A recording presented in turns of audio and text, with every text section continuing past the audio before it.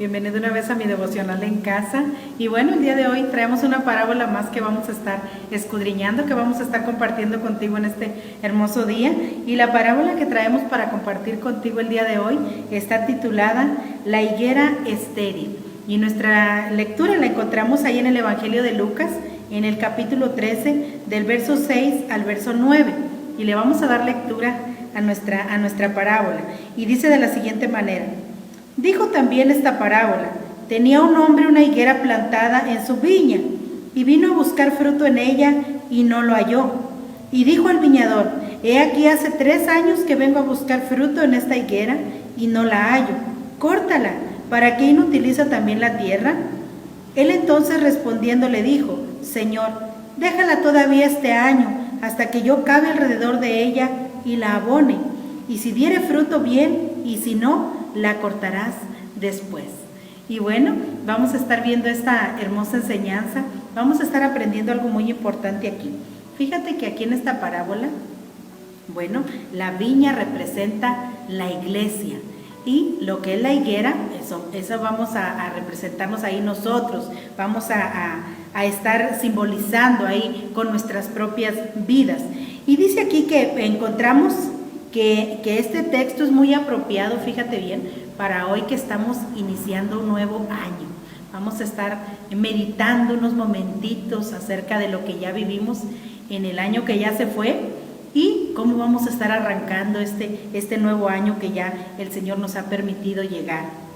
Así es que dice aquí que vamos a estar viendo en esta parábola, vamos a encontrar 4 grandes lecciones que vamos a estar analizando a través de esta parábola.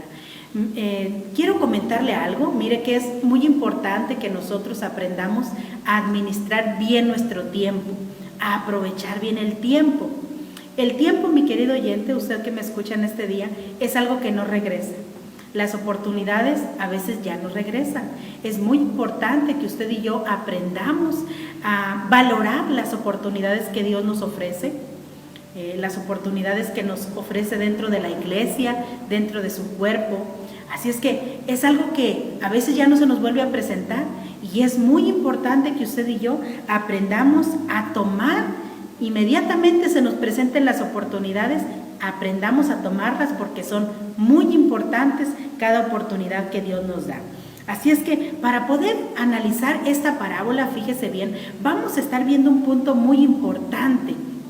Y vamos a estar viendo por qué Jesús se las explicó o por qué se las dijo ahí a sus oyentes, a sus discípulos. Y en esta ocasión, fíjese bien, Jesús quería tocar un punto muy importante y quería hablarles acerca del arrepentimiento. Cuando Jesús vino a esta tierra, Él nos trajo el Evangelio. A través del Evangelio se nos invita al arrepentimiento. Así es que aquellas personas que estaban en aquel lugar, fíjese bien, le hicieron una pregunta a Jesús. Y vamos a estar viendo un poquito esto para poder entender bien la parábola, porque dice aquí que Cristo dirige la parábola a personas que se quejaban por una decisión que había tomado Pilato, o por una acción que había tomado Pilato, algo que había hecho con un grupo de galileos. La historia es de una matanza ocurrida, fíjese bien, a lo menos 30 años antes de que Jesús le estaba ahí explicando. Fue algo que había sucedido ya en días anteriores y estaba el comentario ahí en esos momentos en los que estaban ahí reunidos.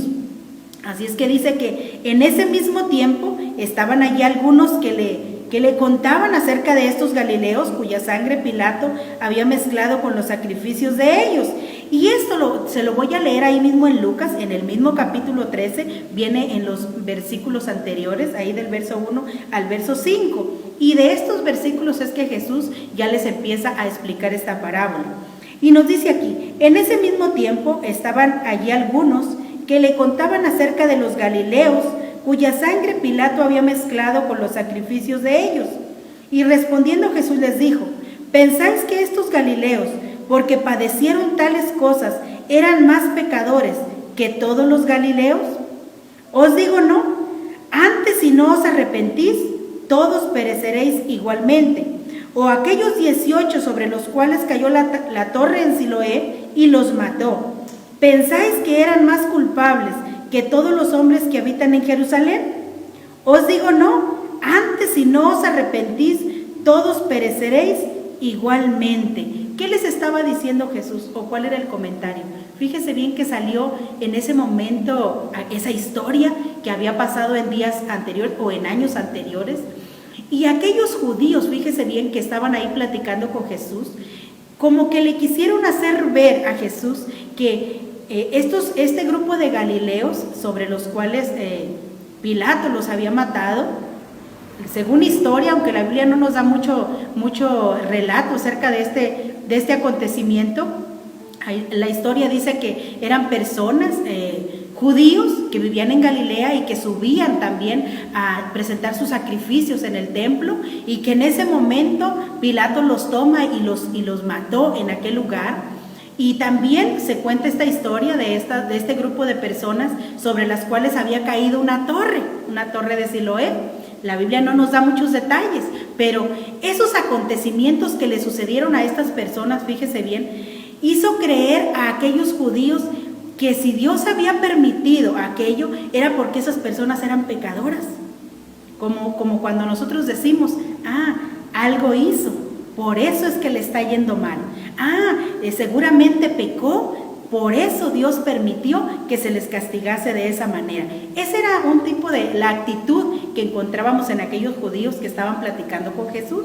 Le estaban diciendo, pues es que ellos eran pecadores, por eso es que Dios permitió que les aconteciera ese desastre o que pasara sobre ellos esa matanza que vino sobre sus vidas. Pero Jesús vio el corazón de aquellas personas. Fíjese bien, personas que estaban platicando con Jesús, pero personas que no estaban arrepentidas, porque no había frutos en esos judíos de arrepentimiento. Así es que Jesús les dice, ¿ustedes creen que aquellos galileos, aquel grupo de galileos, eran más pecadores que ustedes? Pues les digo que no, porque si ustedes hoy no se arrepienten, a ustedes les va a acontecer lo mismo. Fíjese bien, qué tremendo es nuestro Dios, que escudriña en lo profundo de nuestro corazón. Así es que fíjese lo que nos dice aquí.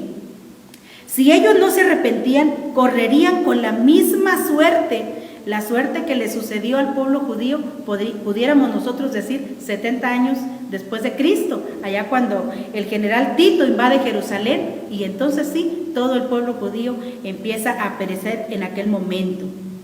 Fíjese bien que Hechos en el capítulo 5, versos 36 y 37, nos habla un poquito de estas personas que habían muerto.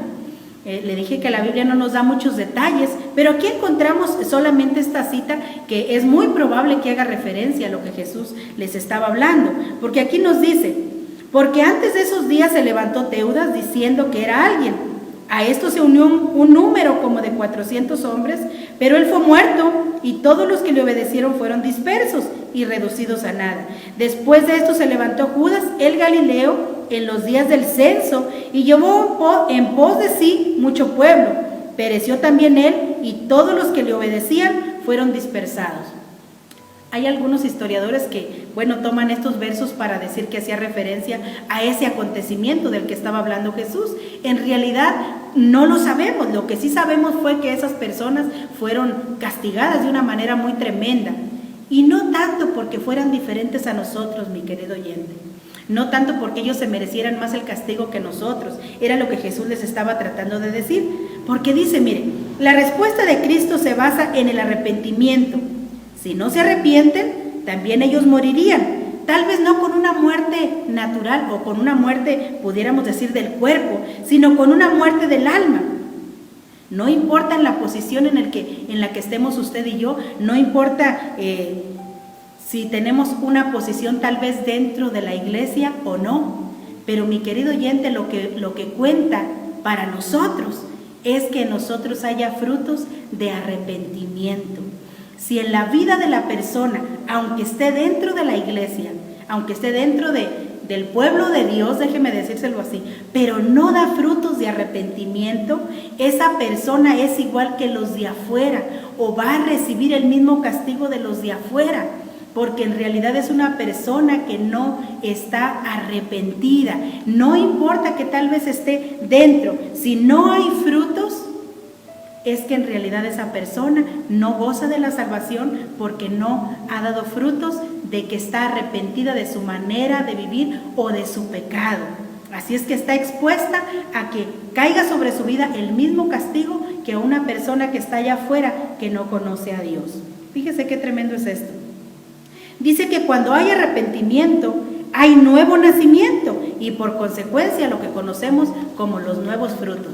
Los frutos que anuncian que somos parte de la iglesia de Jesucristo, que somos parte del cuerpo de Cristo. Así es que dice que comúnmente al iniciar un nuevo año, fíjese bien, la gente se propone diferentes metas, pero hoy es tiempo de planear metas, pero en cuestiones espirituales.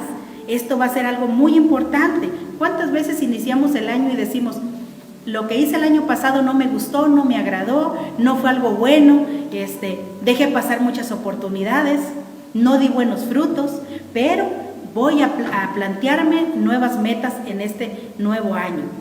Las mejores metas que usted y yo nos podemos plantear en este nuevo año son las metas, dice aquí, espirituales. Tal vez hoy podamos meditar un momento en el año que ya pasó y quiero hacerle una pregunta. Dice esta pregunta: ¿te arrepientes de lo que pudiste haber hecho para Dios en el año pasado y no lo hiciste? Hay arrepentimiento en nosotros de decir, dejé pasar buenas oportunidades para servirle mejor a Dios, para tener una vida mejor para Dios, pero no lo hice. Pero mi querido oyente, el año ya pasó.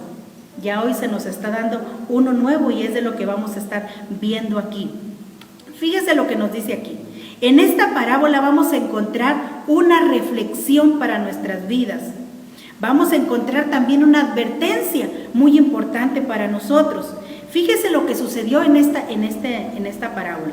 Una vez que Jesús les aclara que no estaban ellos arrepentidos, entonces sí les empieza a decir esta parábola y les dice muy bien, había un hombre que tenía un viñedo. Era el dueño, era el amo. Y dice que el dueño de este viñedo, fíjese bien, pudo observar en su campo que se encontraba dentro de él una higuera, pero esa higuera era una higuera estéril.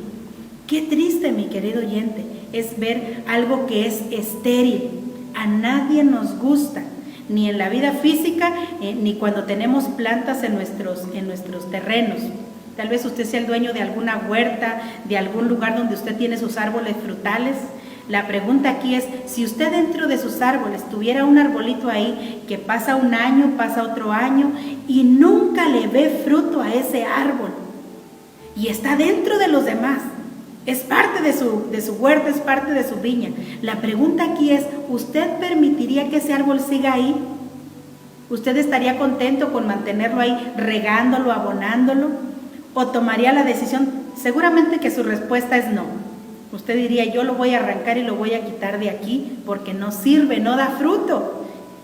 Entendemos muy bien entonces la actitud del dueño de la viña, porque el dueño de la viña dijo, quítala, está inutilizando la tierra, no sirve. Qué triste es ver esto, ¿verdad? Dice, la falta de fruto es algo terrible, mi querido oyente, y para Dios es algo muy importante. Cuando Dios ve que algo no da fruto, Él siempre va a tomar cartas en el asunto, como decimos nosotros. Dice, una higuera suele producir frutos desde el primer año que es plantada. Fíjese bien, plantan el arbolito, pasa un año y a finales de ese año, según la historia dice que ya en esa higuera se pueden empezar a cosechar sus primeros frutos. Fíjese, desde el primer año que se le planta. Dice, y si no, lo esperan en el segundo año o al tercero, como lo hizo este dueño, este amo. Dice, Cristo quiere indicar que el dueño de la viña esperó hasta lo último, porque él dijo, ya tengo 3 años viniendo a esta higuera. Quiere decir que ya había ido una vez, una segunda vez, y estaba yendo una tercera vez, fíjese bien, y no encontraba fruto en aquel arbolito que ya debería de tener frutos. Qué tremendo es esto, ¿verdad? La higuera debía tener aquellos frutos debido a que se le había estado cuidando durante algún tiempo ya. Si usted es un hombre o si es una mujer, si de verdad, fíjese bien, se considera cristiano o cristiana, si es una mujer, tú estás en esta tierra y vives para dar frutos para Dios. Dios te tiene aquí. Y esos frutos que se tienen que dar para Dios son en nuestra persona y también en traer almas para Jesucristo, en compartirles. Esos son los frutos que damos para Dios. Jesús nos recuerda algo muy importante y Él nos dice, yo te he puesto en esta tierra, pero fíjese bien, no para que seas una higuera estéril. Yo te he puesto en esta tierra, pero dice, para que vayas y lleves fruto. No crea que nos escogió nada más porque sí. Y esto nos lo dice aquí en San Juan capítulo 15, versículo 16. Dice, no me elegiste vosotros a mí, sino que yo os elegí a vosotros. Y os he puesto para que vayáis y llevéis fruto, y vuestro fruto permanezca, para que todo lo que pidieres al Padre en mi nombre, Él te lo dé, Él te lo otorgue. ¿Cuántas veces, mi querido oyente, nosotros le pedimos siempre cosas a Dios? Siempre estamos pidiendo, pero Dios no solo espera que nosotros le pidamos, Dios espera que nosotros demos. ¿Qué es lo que vamos a dar? Frutos de nuestra nueva vida en Cristo, frutos de que estamos al cuidado de Dios, frutos de que diario estamos escuchando su palabra, de que ya tenemos tiempo de conocerle. Él viene y dice, ¿dónde están esos frutos que demuestren que tú eres una persona que me conoces? Una persona que estás bajo mi cuidado. Fíjese bien, deberíamos de quitar eso, ¿verdad? De siempre pensar solo estarle pidiendo a Dios. Deberíamos de empezar a pensar en darle también frutos a nuestro Dios. Ahora bien, fíjese bien, aquí vamos a ver algo bien importante.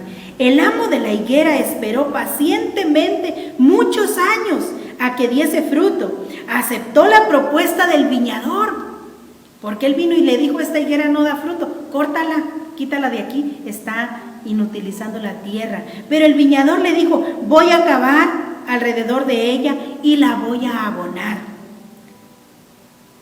Y espérate un año más, a ver si para el siguiente año ya te da ahora sí fruto, a ver si deja de ser estéril, en nuestras palabras lo pudiéramos decir.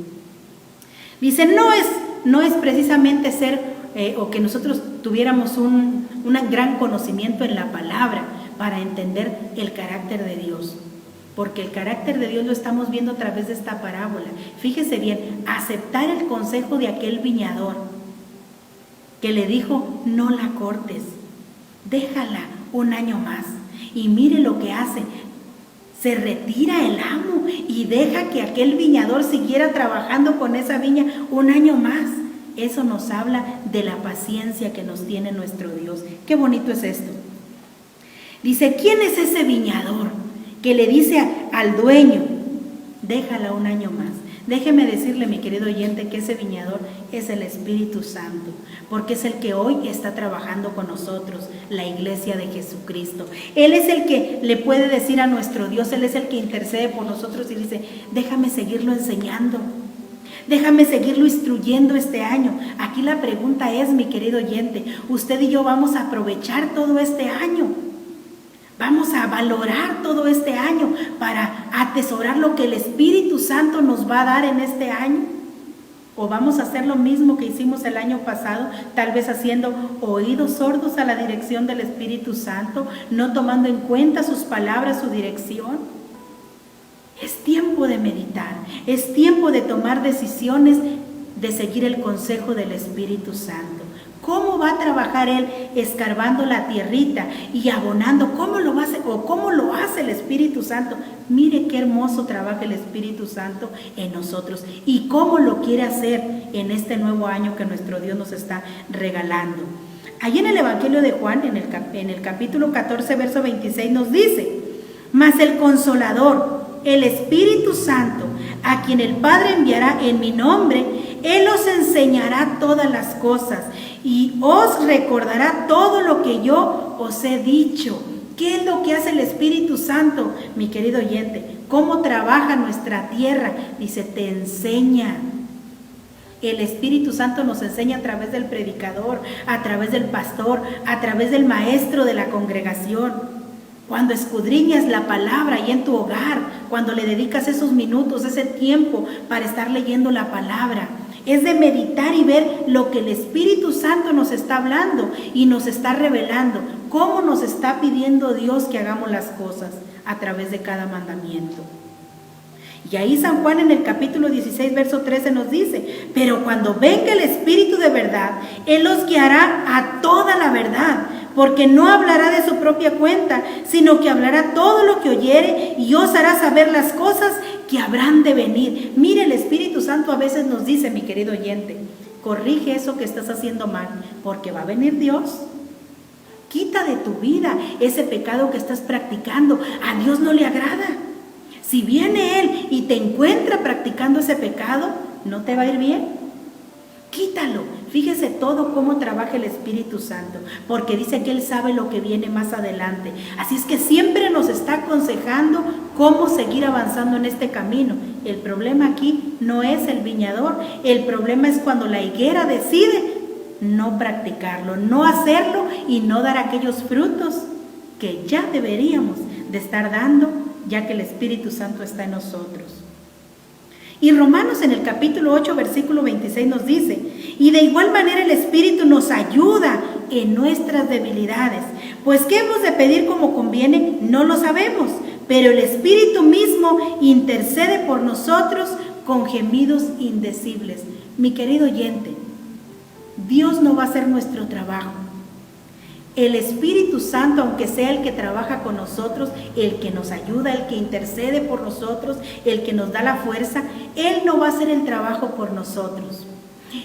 Su trabajo, el trabajo del Espíritu Santo, fíjese bien, es venir y darnos la fuerza, como ese abono que cae ahí alrededor de los árboles. Es la fuerza que Él nos da para que usted y yo podamos realizar el fruto, para que podamos dar el fruto. Fíjese lo que hace el Espíritu Santo, mi querido oyente. Viene y nos da la fuerza que usted y yo necesitamos para que nosotros haya ese fruto. Qué tremendo es esto. Dice aquí, el viñador trabaja y abona la tierra, entonces el árbol debe de dar el fruto. Ese es nuestro trabajo. ¿Cómo lo vamos a hacer? Obedeciendo a la palabra de nuestro Dios. ¿Cómo más lo vamos a hacer? Orando, teniendo comunión con nuestro Dios. Y de esa manera usted y yo vamos a empezar a dar esos buenos frutos. Dice, nuestro Dios, sin lugar a duda, es un Dios de misericordia, pero no debemos pasar por alto su justicia, y es que paga justo lo que nosotros merecemos. Hay muchos que malinterpretan cómo es Dios o la misericordia de Dios, diciendo que en fin que Dios es misericordioso. Dios es misericordioso y Él nunca nos va a hacer nada malo. El Dios que conozco es el Dios de misericordia, pero mi querido oyente, ese Dios de misericordia también es un Dios justo, un Dios de justicia, y justo es que le da a usted y me da a mí lo que yo merezco, aquello en lo que he trabajado. No debemos de pasar esto por alto. Nuestro Dios es un Dios, dice aquí, justo. La higuera, fíjese bien, estaba absorbiendo aquella agua, estaba agarrando aquel abono. Así es que, oiga, ¿era algo injusto? ¿Estar recibiendo y no estar dando el fruto que esperaba el dueño que diera? Por eso aquel dueño dijo, córtala y échala afuera, no sirve, está quitándole lugar a otros. Ese lugar lo podría estar ocupando otra higuera que estuviera dando buenos frutos. Igual pasa con nosotros, mi querido oyente. A veces estamos aquí, somos parte del cuerpo de Jesucristo, somos parte de la iglesia, pero sin buenos frutos. Y aquí la pregunta es, tal vez ese lugar lo podría tomar otra persona que sí estuviera dándonos buenos frutos. Es necesario que usted y yo cambiemos esa actitud y empecemos a tomar nuestra responsabilidad, que es la de dar buenos frutos. Hoy se nos ha ido el 2020, como le decimos. Va iniciando el 2021. La pregunta aquí es, ¿qué es lo que vamos a hacer, mi querido oyente? ¿Qué es lo que vamos a hacer? Porque la parábola concluye diciendo, fíjese bien, él entonces respondió y le dijo, Señor, déjala todavía este año, hasta que yo cabe alrededor de ella y la abone, y si diere fruto, bien, y si no, la cortarás después. Yo le decía, fíjese bien, ese Dios de misericordia, esa misericordia es cuando se le está diciendo, córtala, pero la misericordia es la que está diciendo, dale un año más en la que yo pueda seguir trabajando en ella. Y si en este año de gracia y de misericordia, muy bien, ya va a entrar tu justicia ahora sí. Córtala y échala fuera. Fíjese el peligro al que quedamos nosotros expuestos. Le voy a leer esta última cita y con esto voy a cerrar.